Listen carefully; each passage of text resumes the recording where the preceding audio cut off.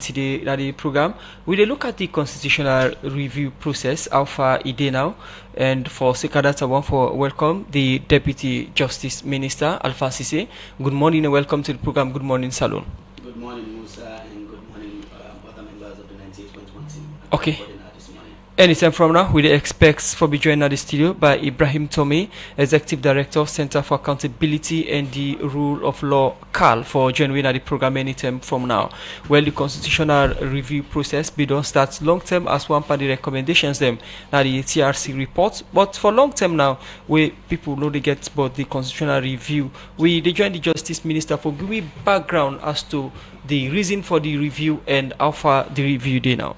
Thank you, Musa. I'm glad the way you set the premise, say, this process will go back to the Country in Truth and Reconciliation Commission where we set up after the war came to an end.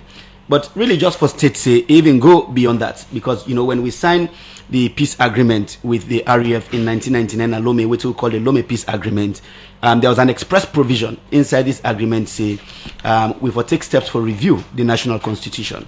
And so that become reflected in discussions which take place at the TRC. TRC, of course, hold hearings all across the country. And one of the key recommendations at the TRC have been for make the country hold broad consultations and develop a revised constitution which will reflect the views and aspirations of the people of Sierra Leone for a democratic country. So, interestingly, we did get this discussion, really, this year, in October, actually, we mark 20 years, exactly 20 years, where the TRC be hand in report over to former President Kaba. So it's a good time for me to take stock. It's a good time for me to go back to some of the key things here so we come out at the TRC. So when the TRC make this recommendation, let President Kaba take immediate step and set up the Peter Tucker Constitutional Review Committee. We complete in work and hand in report over to former President Nkrumah. But former President Nkrumah be see the need for whole wider consultations, and so it's set up what we call the Justice Kawan Constitutional Review Committee. 80 people across all facets of Sierra Leonean society, civil society, political parties, etc. So the Kawan Committee really work whole consultations from 2013 to 2017 and hand over in report to former President Nkrumah in 2017. The government of President Nkrumah be issue a white paper, but not been complete the process. So when President Bio come up government, it make a commitment, say it will take this process here to completion, and so that now what we try for do now. Okay, you just don't set the stage for let people understand about the review process. But in brief, let's just take you back. Waiting so far don't they happen at the office since we wanna take up. Well, I mean, the point is that, one, of course, a team in on the office when we join, led by the Honorable Attorney General and Minister of Justice, winner Mr. Mohamed Lamin Tarawali, and then me coming as in deputy a little over 1 year ago. So first, really for note, say the Office of Attorney General and Minister of Justice, this is the ministry where the Constitution.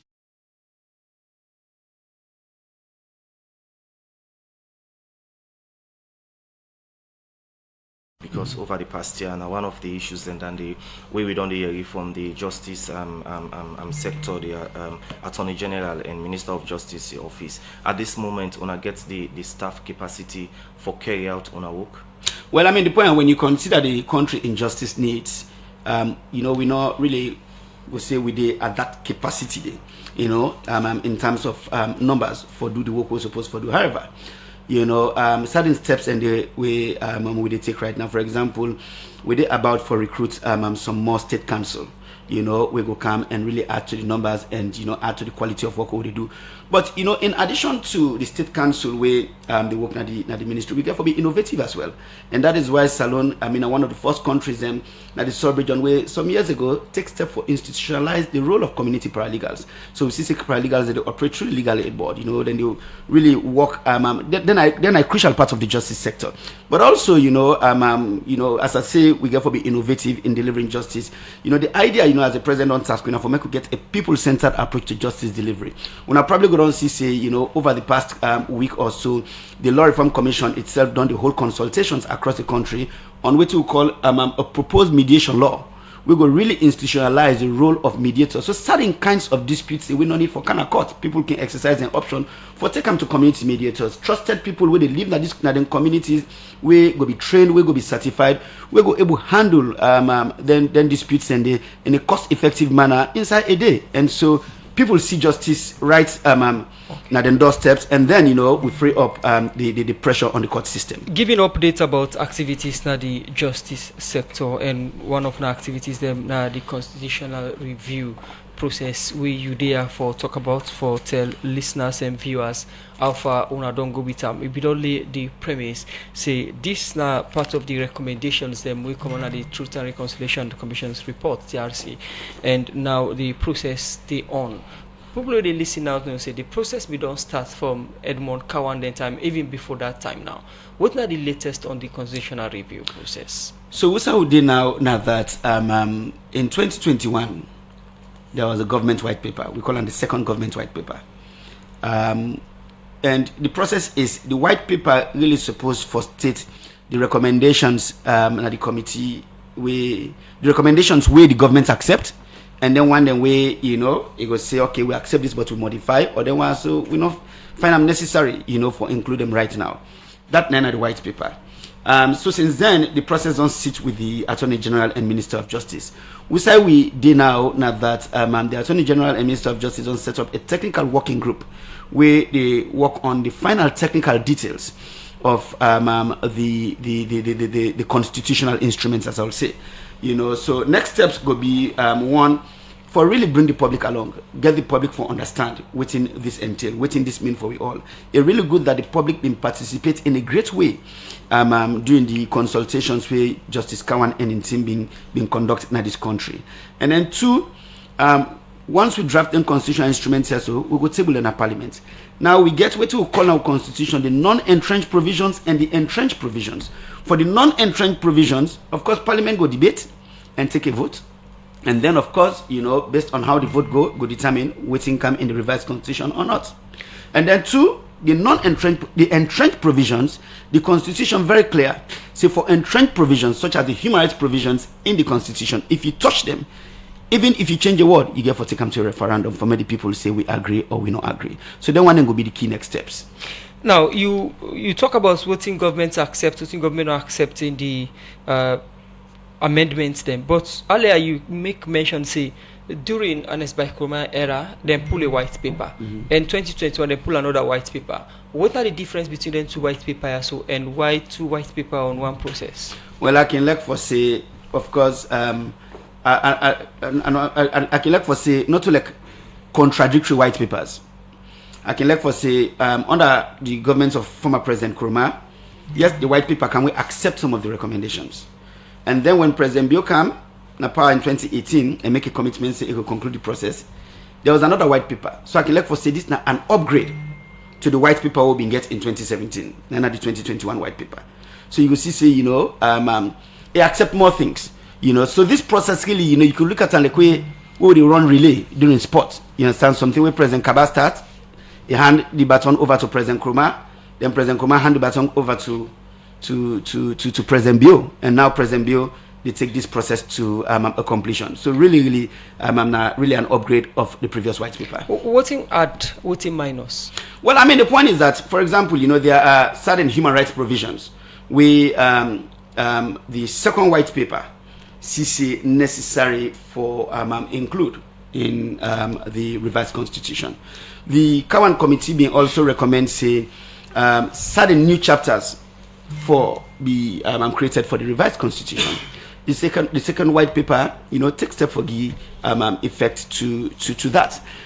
There were also certain things and we get for do with sometimes the powers of the presidency. We don't deny country who side the president can really, after consultations with ECSL, set date for election.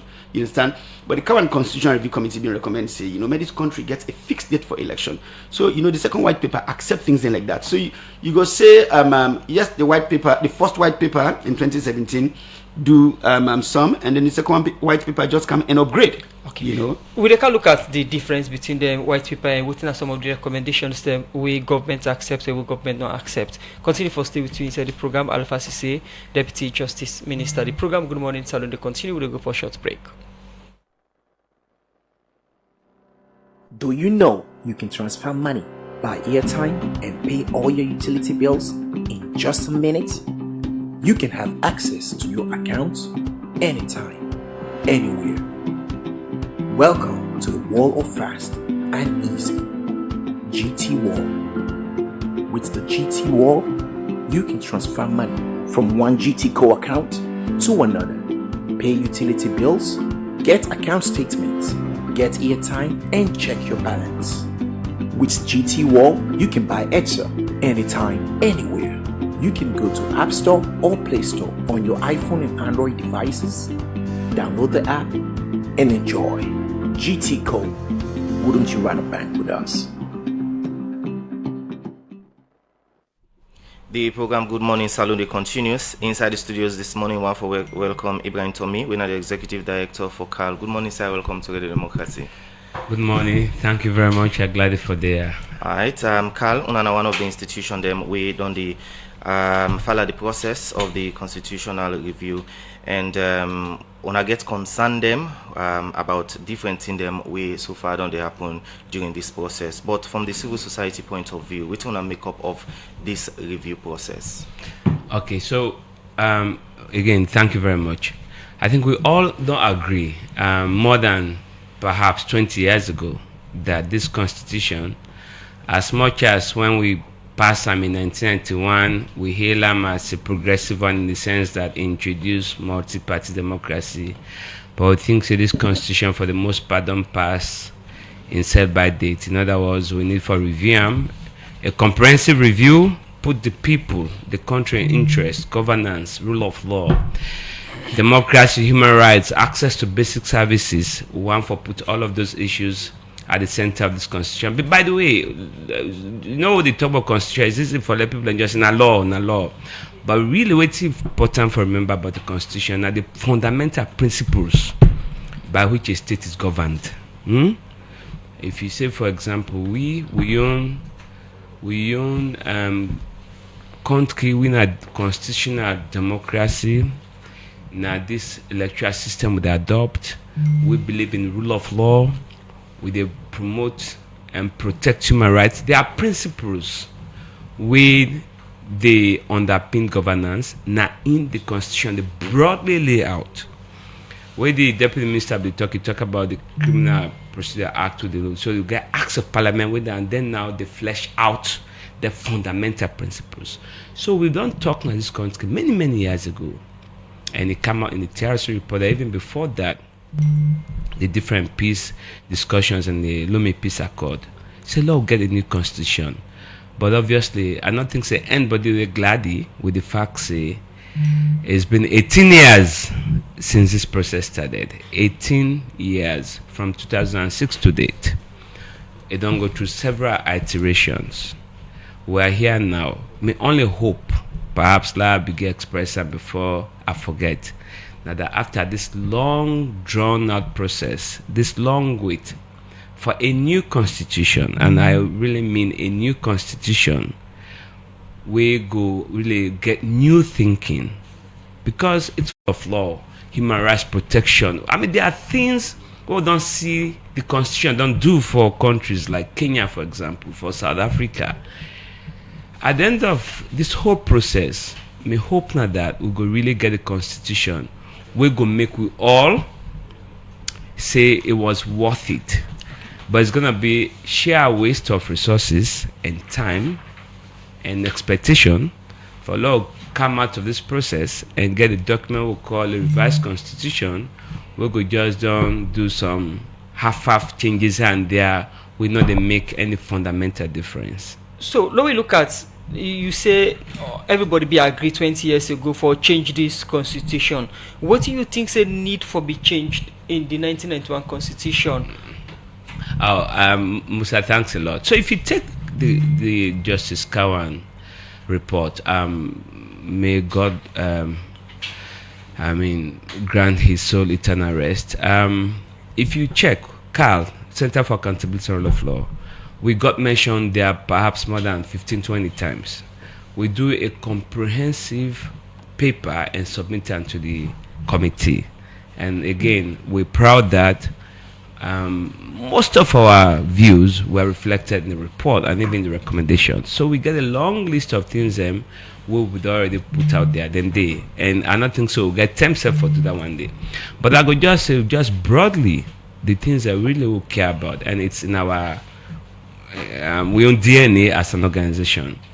We care about accountability. We care about rule of law. We care about respect for human rights. We really care about access to basic social and economic services. We want to see a country with one new thinking, perhaps not even question. Let's talk about our political system, Musa. The current constitution say first past the post, simple majority, presidential system. You have a system really where the country is divided right in the middle politically, and some people they express fear now, even socially. Do you think the current political system works for we country as we do so? Why don't we introduce some new thinking into this? It hurts no one. Again, constitutions can be changed.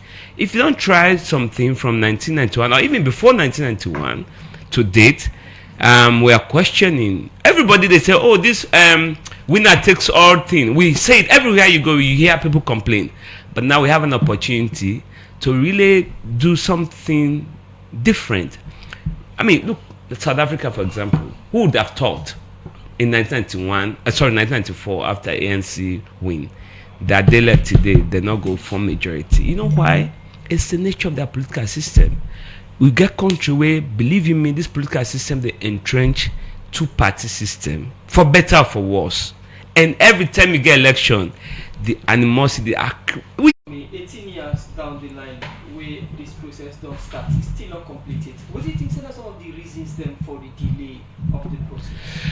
Get for the first term, of course, a political process. There's political we get for the deputy minister talk about after the Peter Tucker committee did a good job, because for the most part it was maybe more like desk review and limited consultation. So former President Nkrumah took over in 2008 and got the report. He waited until 2013 before he formed the 80-member committee. The 80-member committee complete and work by 2015, 2016 thereabout, and then he do this limit white paper in 2017. Then the current administration come, not move on down there until 2021. So you can see all of the political process delays by political actors. And I think you have to give it to the international community. They really supported the process with and I'm sure there's still goodwill, there's appetite for support this process, as long as we really show we want to do something transformative. That's my only interest in this thing. And if you want, I don't just broadly. For example, Musa, I ask a question. When I think we need for change, we always say, Lord, we'll get a new constitution. Why? Because we want a stronger judiciary. We want an independent judiciary. The deputy minister involved in these tripartite discussions. I have my views on the tripartite, and I'm going to put them out shortly. But let me put this out there. You think, say, if we had a very strong judiciary, people perceptions right about would have had a tripartite process. Again, I don't defend the APC decision not for go court. You should always go to court and give the court the opportunity for see evidence. My views about that are clear. But if you flip them, you get people like they say, if we go court, not forget favorable decision. The court was always bound to give a silent decision. Not that I agree with those, but that's the perception, right? You probably won't have that sort of outcome in South Africa, probably in Kenya, you get maybe even in Ghana. The point I'm making is, let us go through this process in a way we go make sure, no matter whether not APC, SLPP, or the new party will not come from, now going to power, but we sure say we have a strong judiciary. The other thing, the big issues, let's talk about huge differences. The current or the second white paper obviously accept more recommendations than the first one. In fact, the first one, for the most part, reject a lot. But we also express disappointment in this current white paper in terms of, in fact, we do a whole matrix on the one that they accept or agree to go, and not even think about environmental issues now, for example. Citizens are forever going to court and challenge government, you understand, and say, yes, your actions, your policies, they basically deny me access to them services that we don't grant it. So now one thing this white paper reject, we disagree with. Okay. We come to Alpha Sesay. Earlier, you talk about the recommendations them within government accept and within government don't accept. For listeners them, what are some of the things them we government accepts and we government not accepts now the recommendation list? So first make a state say the matrix way my brother Mr. Tommy they talk about as part of we effort for be very transparent about this process, we get for lay all out to the public, make people and see within the recommendations where governments accept and the recommendations where government feels say not necessary for come inside the revised constitution. I also want to add one thing quick, Musa, if you don't mind, in response to me brother in comment about yes, being bold, being very deliberate about within a revised constitution for look like, and not for close the door. Yes, make reference so we don't get this discussion before about closing the door, not closing the door. Very clear, say this constitutional review process not get anything for do with extending in term beyond the 5-year mandate with the people of Sierra Leone Gam, or increasing the 5-year term from 5 years to 7 years. It don't be very clear, say this is his last term in 2028, he will not be on the ballot. So that is not why we are revising the constitution. So that not at all, even not for President B again, but for upcoming president them after in now. Not they at all. There is nothing in this constitutional review process we get for do with somebody becoming eligible for run for a third term. There is nothing in this constitutional review process we they suggest say we increase the term of the presidency from 5 years to 7 years. It remains say somebody eligible for run for a second term, you serve 2 terms, that is it. You serve 5 years, whether in one term or in a second term of 5 years, that is it. No 7 years. All right, before we go for a break, a concern again we people learn the reason that the age of somebody who want to be president. In any case, wanna capture some of the issues there. Not one of the things and way the constitutional review process they deal with. The constitution very clear say for be eligible for run for president, you for be 40. So that is not one of the things we this process the attempt for change. I know of course say there have been suggestions, public discussions for say as we did now other countries, but like I say, me brother Mr. Tomide, as we can say, these processes are not closed until the enactment don't really happen. Yes, so it's good for be bold, it's good for be ambitious, and drive forward a democratic system in our country. 5, but although I know say realistically, it would have been very difficult for get process 35. But maybe once you reduce down to 35, expand that bracket between 35 and 40 now and give people a chance. But again, as the deputy minister say, the door is not shut on the process. Perhaps so go parliament, we get young people in the parliament, and maybe then go take them up and run with them. The other thing we talk about, we perhaps not talk about, and we really important now this period of resignation. Remember, I say now if I run for parliament, for example, like they work in public office, you further resign 12 months. But the constitution not accepts certain public officers, for example, military, then reduce to 6 months instead of 12 months. Also, the electoral system we the minister talk about. So, me not get problem with reducing it to 50 plus 1, but my only problem is that if you just make it like that, based on the way how we country is divided right in the middle, politically and obviously they take a regional dimension.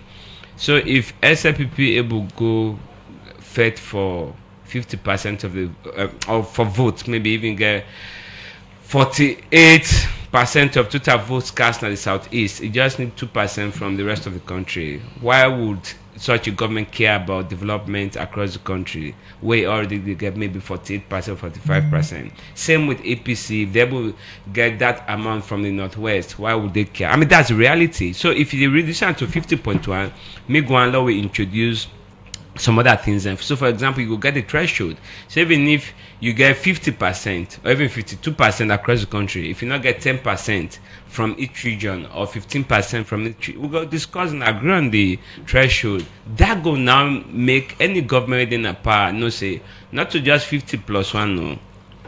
I need forget votes on McKinney, I need forget votes on Leone, I need forget votes from Bo, so that you could get a government where they really get a true national identity.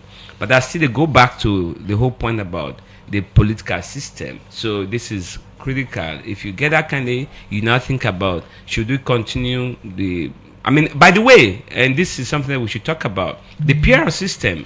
This white paper now don't accept the recommendation or recommend say the PR system be made with electoral system for parliament, you understand, not for president though. So going forward, if this constitution pass, we therefore now get a PR system. The only thing we go also suggest is let the constitution let the constitution set the threshold not for be more than 5%. Because the whole idea of a PR system, we had this discussion before the 2020 election.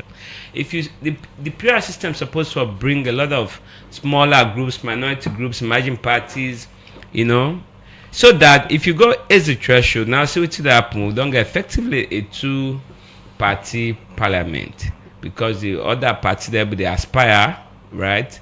They don't shut them up because the threshold should be very high. And part of the problem, in fact, the main reason for that, now the formula will be used for say that threshold. We talked about it, but people are not listening. People just now you name them. So the whole point is, let's get, if na PR with the goal, let's make sure say we carve a system where they ensure say we reduce the threshold and encourage smaller parties, minority interest for camp. So now the other thing that what we really want talk about. The disappointing thing is, you know, there's this 77 one KLN where they say, particularly 1K where they say, if you go to parliament, you take position way different than your party on whose ticket to go parliament. They can remove you from parliament because you will lose your party membership. The white paper reject them, which for me is disappointing. I really want we possibly go to parliament, let's serve in conscience and serve the country. Talk about loss of party membership.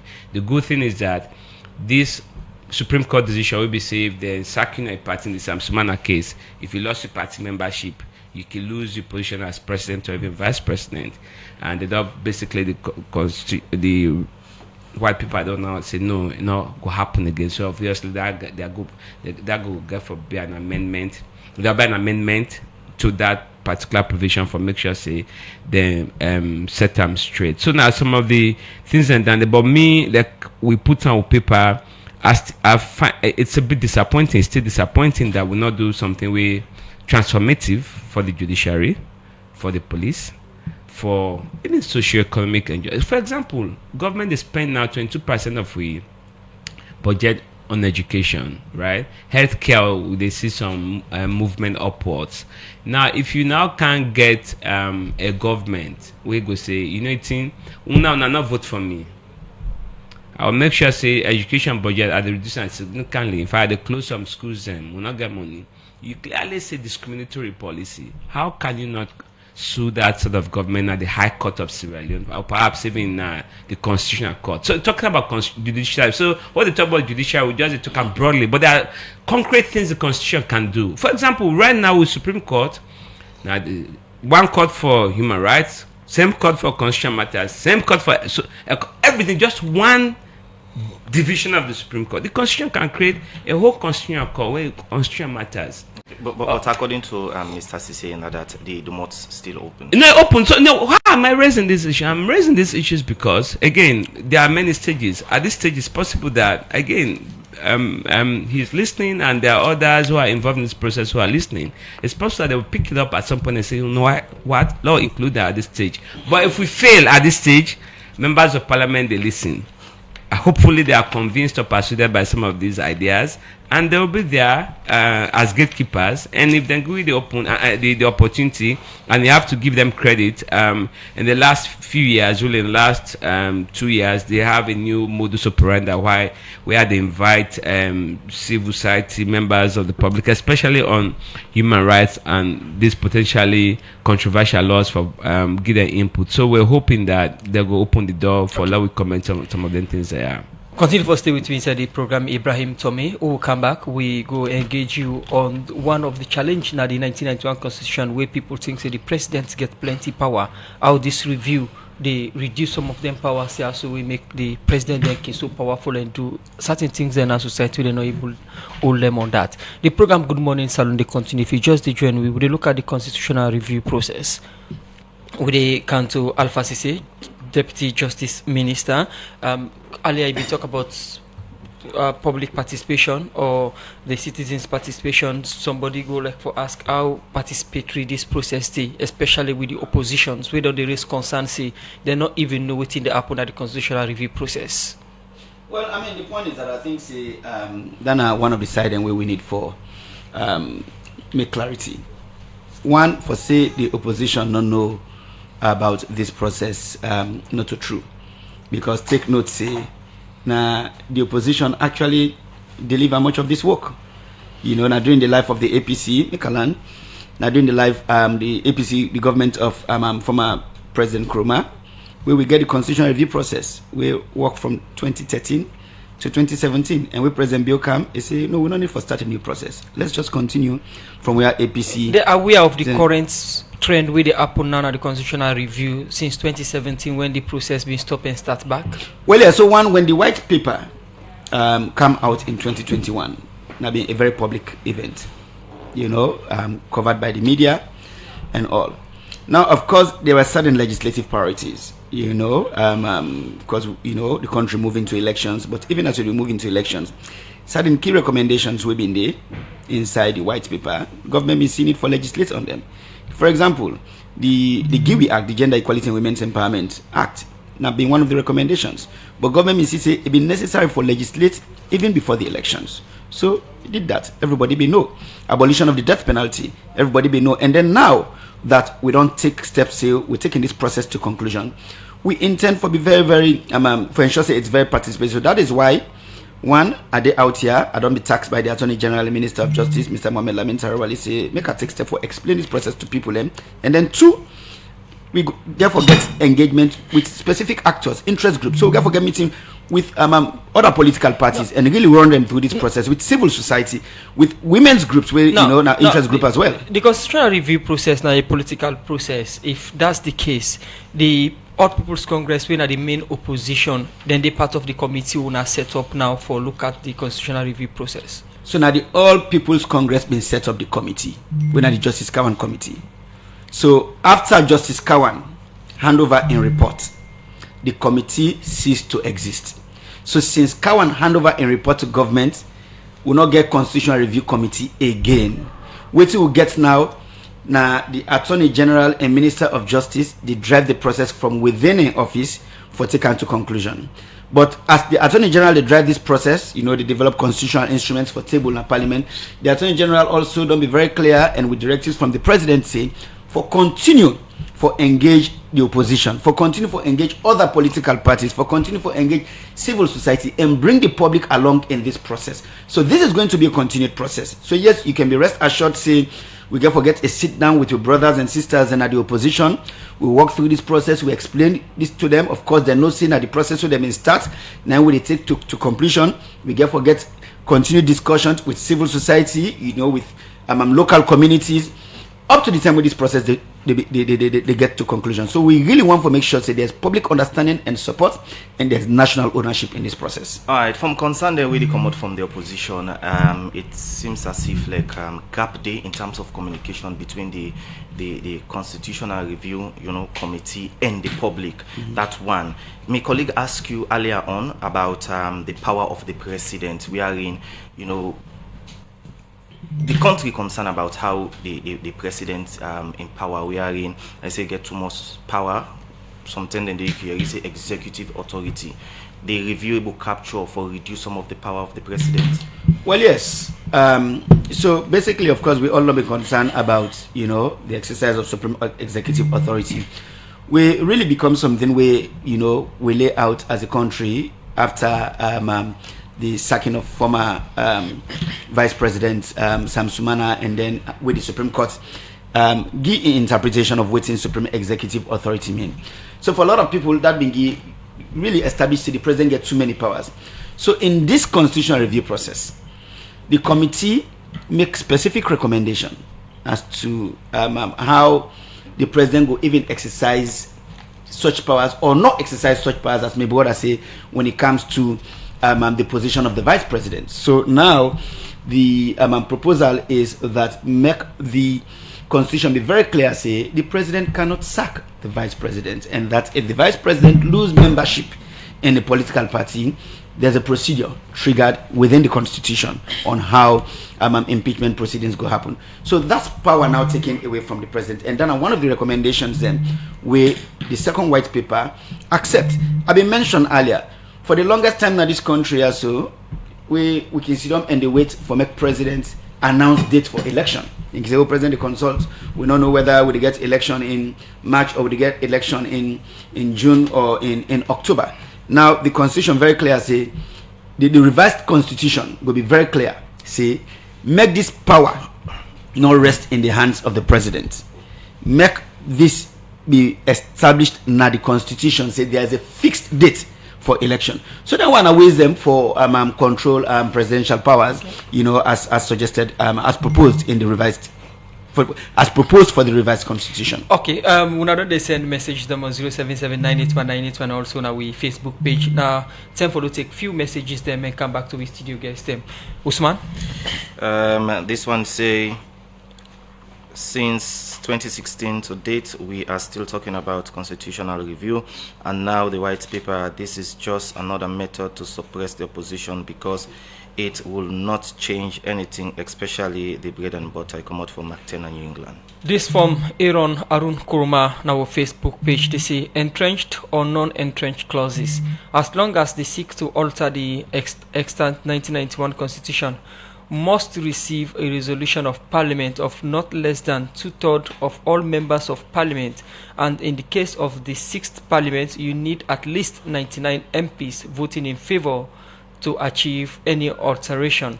Referendum comes after the vote of 2/3 majority in parliament. And this other one say, please ask Mr. Tommy and the deputy minister that they talk about the Loma Peace Accord.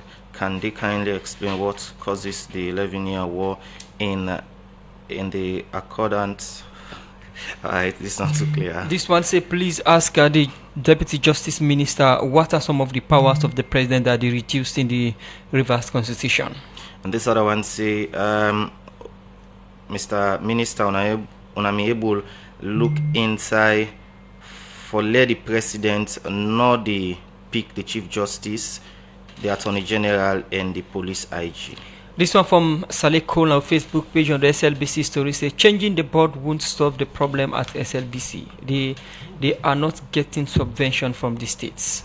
And this other one say this program is timely, thanks Radio Democracy.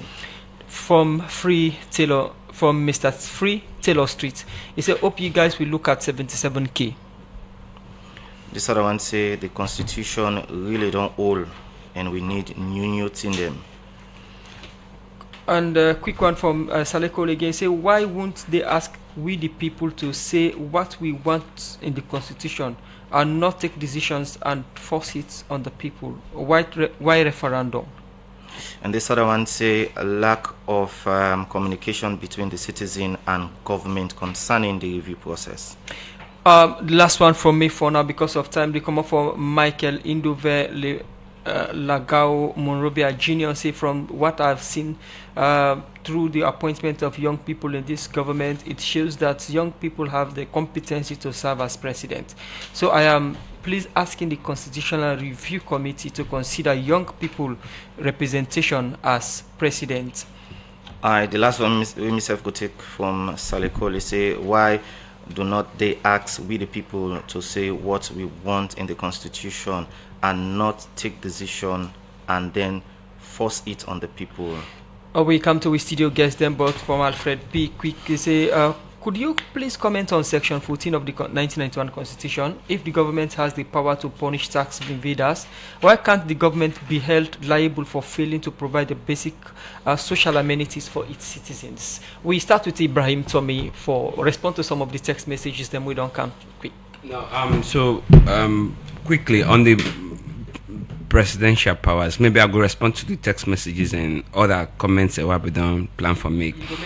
Quickly, yes, on presidential powers, clearly this white paper not go far enough for make sure so we really regulate the powers of the president. So by the way, me think say the president will keep all them powers that we get in the constitution, but the problem with the constitution is it not regulate them enough. Such that the president exercising powers without, for example, reference to the parliament. And the other thing we'll not talk about really now how for strengthen the parliament and make sure the parliament get the resources and the required oversight from citizens for let them do their work. So we perhaps need, after this whole process, we will need a presidential act. This is something that I've talked about. A presidential act we go really set out within where you see the president, for example, can set up an office or appoint an office, which when at the scope, the limitations of that power will not get into the regulator. Now that's not the thing about excessive presidential or executive powers.